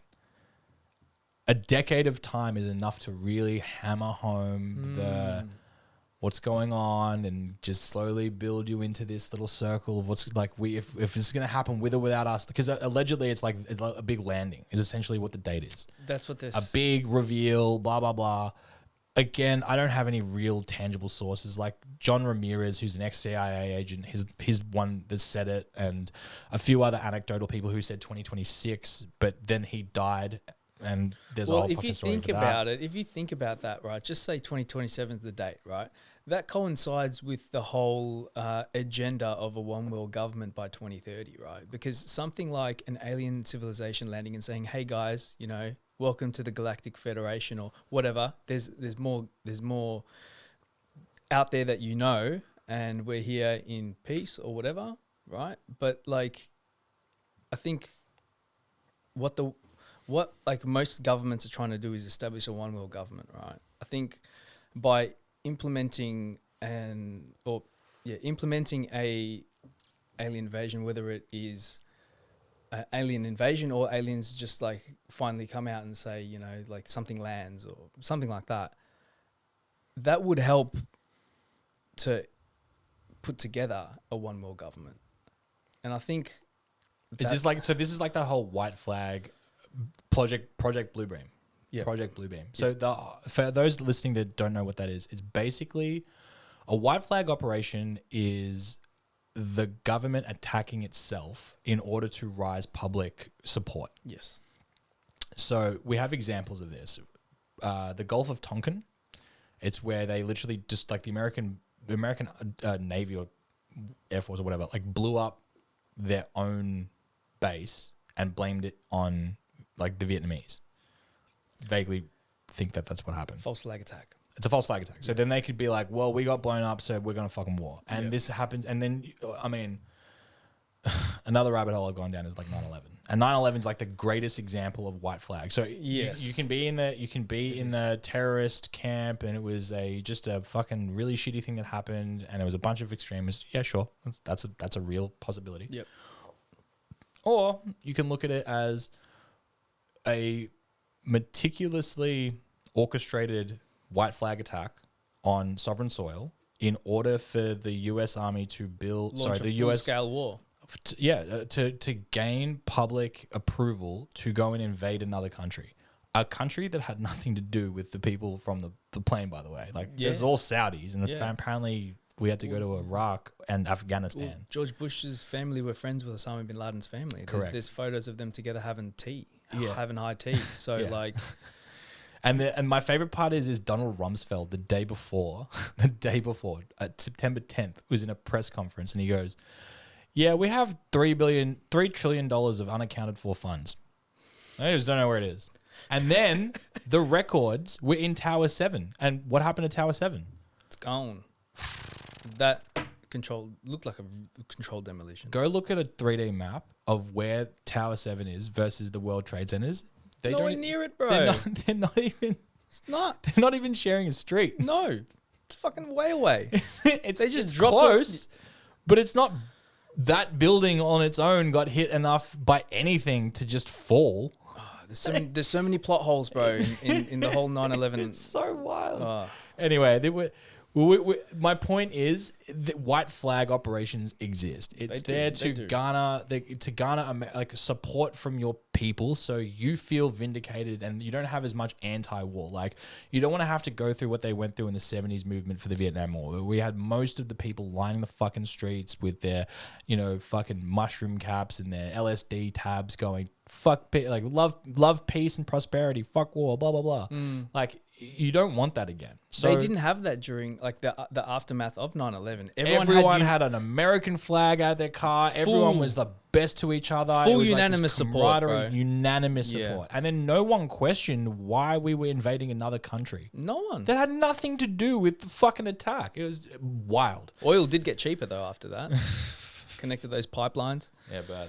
I feel sorry for Iraq though. Apparently they had some real ancient technology. That's from what I've Stargates. Yes, Yeah. Stargates. We can there's more fun to divulge in that. But this is why love talking about Stargates. This is why we can do this a few times. Like, Yeah, this ain't gonna be the 100%. first. This or the last fucking potty. We're nearly 2 hours in now. Yeah, I think we'll have people's attention to the end. I reckon. I think this is like one of those conversations. Thank you for watching. This is one of those potties that no matter how you spin it, it's just interesting. So not every potty's 100%. topics. It's just like, even if you don't believe, there's enough that you and I have discussed that is at the very least worth mentioning. Of course. And that is like the bottom of how you could even say that sentence, worth mentioning. It's so tangible and it's so real and it's so built into the world that we really do live in. And it's so far out of Hollywood and fake and make-believe that it's like, of course you would be curious about it.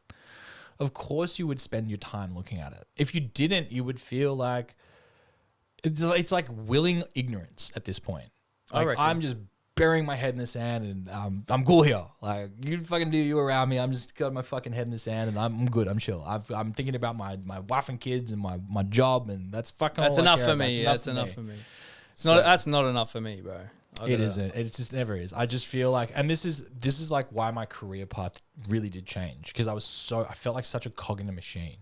I just felt like there was so much more to it, and I had to like buy my time back. I felt like time is such a valuable thing to have as a person. It is. It's the most valuable. It's the most valuable thing, because once we don't have any more, there's no more life to live. So why the fuck am I wasting it for something else that I don't even care about, which is being a cog in the machine in a corporate industry? Yeah. Don't care about that. So Me either. So to have these bigger questions, surely that's natural. Like I feel like I'm an alien that I'm like, why am I one of very few people that feel like you need to break away from the norm? Like surely everyone should have that drive of curiosity, not just about fucking aliens, but about everything. Anything and everything. Anything and everything. Like be hungry for information. Go out and be curious. Ask questions. Cop ridicule for feeling the way you feel. Who gives a fuck? Ultimately, you're you.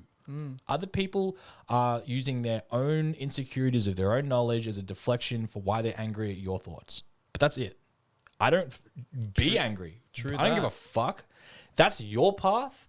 If you like what I'm saying, let's fucking talk about it. But to suppress even talking about it or belief systems about it, like, You're not even are giving we it a doing go. here? It's just what are we doing now? Be Yeah. curious. Be hungry. 100%, dude. Be hungry. So yeah, no, it's a really cool topic. So I think we wanted to circle back to a couple of anecdotes. What there was nuclear. Yeah, this is the fun part. So nuclear incursions, Yep. or nuclear base incursions by UFOs, and the stories that have come out of these. So we have two cases in particular that I really like. Maelstrom. Maelstrom Air Force Base and the Rendlesham Forest case with the Bentwood Air Force Base in the UK. So it was an American base in the UK at Bentwood. And base commander was a part of this. He got a call that there was a craft just like hovering over their location. I think one of your cameras just shit itself. BRB, people. BRB. All right, we're back. So I'll retrace my steps just for a second here. So we got Bentwaters. Yep. Commander of the base gets notified that there's a craft of some kind lingering above them, and it's hovering. And what's interesting about it is that like at this point in time, even now, nothing hovers unless it's a helicopter. Yeah. And that creates a lot of noise. And you would just know that a helicopter is a helicopter. It's pretty obvious. Yeah. But this was a craft that was triangular in shape and didn't make any sound, and it was just hovering, and it was kind of bright. Like at the point, they didn't actually have distinctive, like, oh, that's this shape. They just saw a bright light hovering above them. Yep. And it started fucking with the technology inside the base. Like quite literally like turning on and off systems.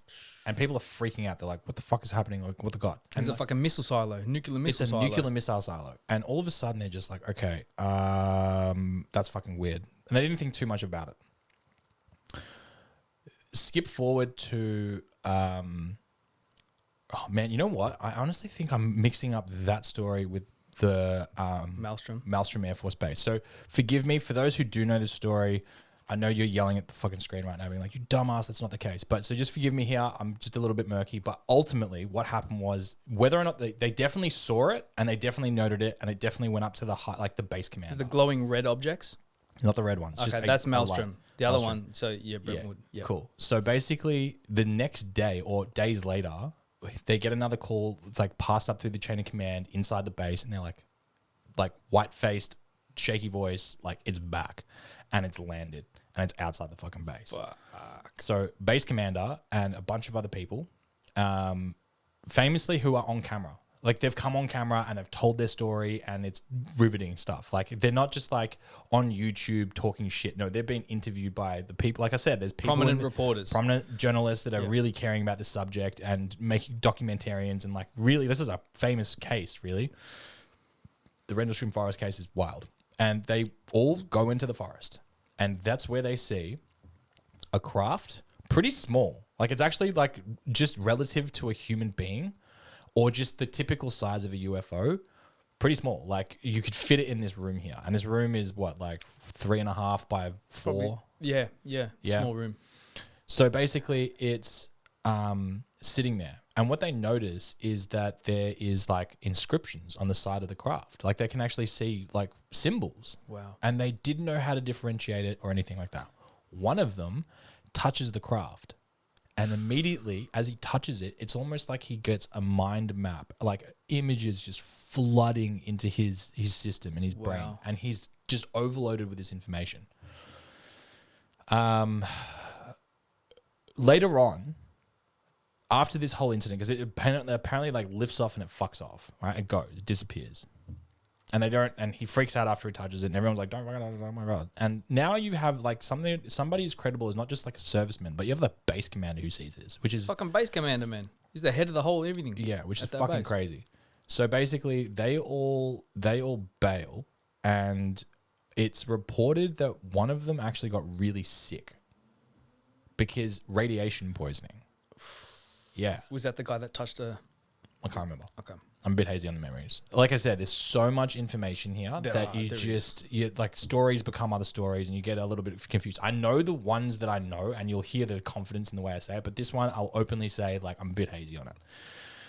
But yeah, what's interesting is that there's a guy named Gary Nolan. He's a Stanford professor. Yep. And he was in the news recently. I actually said on my Instagram stories that I'd have more on him later. And this is that later, by the way, for everybody. Yeah. He, as a biologist, has been studying the phenomenon from the biological standpoint, like the perspective of like the body and the cases that have come through of at least 100 reported people either being very sick or dying after coming into contact with something not of this earth. Wow. And his, like a Stanford professor, like... There's nothing respected, top of his field, very public about it. Like it takes 2 seconds to Google him and see just how legitimate his this guy credentials is. are It's ridiculous. Yep. And he has openly stated, he's like, I'm just like at this point, it's clear that they're among us. Like they're around. ETs are a thing. Like, what are we doing here? Like I've come across so much biological data that says that this is not normal. And when we get into the Virginia case, we'll talk about just how real that biological fucking crossover between humans and ETs become. We'll talk about that in the next episode. Sounds good. Yeah. So basically, the Maelstrom Air Force Base. We'll wrap it up on this one. Yeah, done. So the base saw a red disc hovering above their base. Yep. And it shot a beam of light. It hovered over the top of the silo, and it shot a beam of light down into the silo and hit the warhead. And it was described as, it was like almost like it was scanning it. And then all of a sudden, not just one missile, nuclear missile, but 10. All of the systems come to life, and they're all disabled. They're all called what's like a non-active. They're all in this non-active mode. Whoa. And no one can, like, people are pressing buttons and trying to figure out what the fuck's going on. Nothing's working. Nothing's working. It's just like, so their whole system's taken over. Full disabled it. This is a military base with military weapons that are as intensely devastating as nuclear arms. So you can imagine that the people there are probably pretty bright people. The brightest of their field at the time. Exactly. Yeah. Now, one of those people was a guy named Robert Salas. Now, he, again, very vocal about his story. And Stephen Greer had him as one of the guests that spoke at that 2001 National Press Club press conference. Ah, yep. Where everybody who had a story from Definitive Fields, NASA, EG&G, Lockheed, Skunkworks, all of these people coming forward from like black budget programs talking about their experience. You got FAA traffic controllers talking about, the O'Hare Chicago incident. Yep. Publicly, there was a line of reporters, like rows of reporters and like 1,000 cameras on this. Like you can go on YouTube and watch this press club. It is insane. Like if I was to say where to start, go to that. Like if you are listening to this podcast, you're watching this episode, go to the National Press Club 2001 Stephen Greer video. Like these are the keywords to type in. Just do it. Watch it. It'll change your fucking world. Do it. You've got some of the most credible people coming forward and telling you their experience, and Robert Salas was one of them from this Maelstrom Air Force Base incident. Hectic. And he talks about how this beam of light turned everything off, on, and then it fucked off. Almost to say, ha, look at what we can do. Yeah. Don't fucking launch this shit. See how much power we have. It's almost like a power play. Yeah. It's almost like we're telling you what's up without telling you what's up. And it was one of the most scary moments in that entire, like in the military world, of the government's military world, something showing not just like we have nukes too and we can launch them. No, bitch, we're going to come to your... Turn your nukes off, yeah, bro. yeah. We're going to come to a base, fly over it and show you who's daddy. Because we're going to take the toys away from the kids. Remember that scene in Independence Day where they launched the nukes at the mothership and then it just like... Yeah. Does nothing. Off. Yeah. Yeah. Yeah, this is that moment. Like, good luck, bitch. 100%. Good luck. It's just like, look, bro, you're not even a type 1 civilization yet, right? We're type 3, maybe type 2. What the fuck are you doing, bro? Yeah. What are you doing? Yeah. Launching nukes, killing people. At this point, I'm thinking it's type 3 looking at below type 1s. Because you've heard about... I'm sorry, I can't... No, we're just having an amazing conversation. There's I'm so enjoying much. I think of one thing and it reminds me of this thing and I just just verbal diarrhea. Be you, bro. That's all I want. Have you heard of who I'm a shed? HEIM a shed. ESHAD. I'm a shed. I'm a shed. I believe that's how you pronounce his name. Forgive me if that's wrong. He was the head of the Israeli Space Agency. And like 2 years ago, the New York Post published an article about him stating his knowledge of the fact that there is definitely a galactic federation, and the public was very close to finding out about it. Trump knew about it and was told not to say. He wanted to make a space force, dude. He was gone off Dude, jobs. you got the internet in front of you? Yeah. Yep. Just go to Google and just read the headline, like the article, like just the dot points of that article. It's wild. So just type in "I'm a shed" or Israeli Space Force. Like not even whistleblower, like Galactic Federation. Just type in Galactic Federation Israel Space Agency or whatever. It'll be like the first article. But it essentially is a story that's covered by, and this is where it's refuted. It's a book. It's a book that he wrote. So he's retired. He's no longer the head. And he wrote this book. And basically it's, people are going, look, is he trying to say this story publicly to sell his book? Is this something that he actually does believe or knows is true? Or is this actually just bullshit? There's the line. And again, we draw lines in the sand here. Yep. We try and figure out what's real and what's not. But this is just fascinating that this exists in the world. And this is not even it's some random publication. This is the fucking New York Post. Israeli space chief says aliens may well exist, but they haven't met humans. Is that, yeah, there's the title of the article and it's from the Israeli Times. Yeah, it's from the Israeli Times. After retired space pioneer Chaim Eshed, I'm a shed, claims aliens visited Earth, made deals with people. There you go. There's another line to join the sand. Yeah, so another dot to connect. Yeah. Isaac Ben Israel says he went too far, but fascination with extraterrestrial life is legit. And This is a fucking real article that is published in the mainstream. The Times of Israel, yeah. They're saying that the chances of extraterrestrial life are high. An Israeli defense expert who is claiming aliens have landed on Earth took things too far, but shouldn't be dismissed as a crank, according to the head of Israel's space agency. That's like saying it is without it. You know what I mean? It's wild. The information is there. People just need to fucking look. It's not hard. It's not like it's buried. It's fucking people are talking about this. Yeah. This is a recent article. The dial has moved. It's got to put it on TikTok so people can watch it. Oh, man, dude, the UFO, there's two spaces I go to. So on TikTok, I type in the hashtag of UFO or the UAP or whatever. Yep. And on Twitter, there's my favorite thread. It's my go-to thread. It's the hashtag UFO Twitter. And it's just anyone who hashtags that in their post, and it's obviously collated. Comes up. And everyone does it. Obviously, if you want it to be there, you fucking put that hashtag in there. And it is unending information. If you care about this, get a Twitter account and make the first thing that you do is type in hashtag UFO Twitter and just start reading. Reading, learn the names of the people that are doing this. We have some really cool people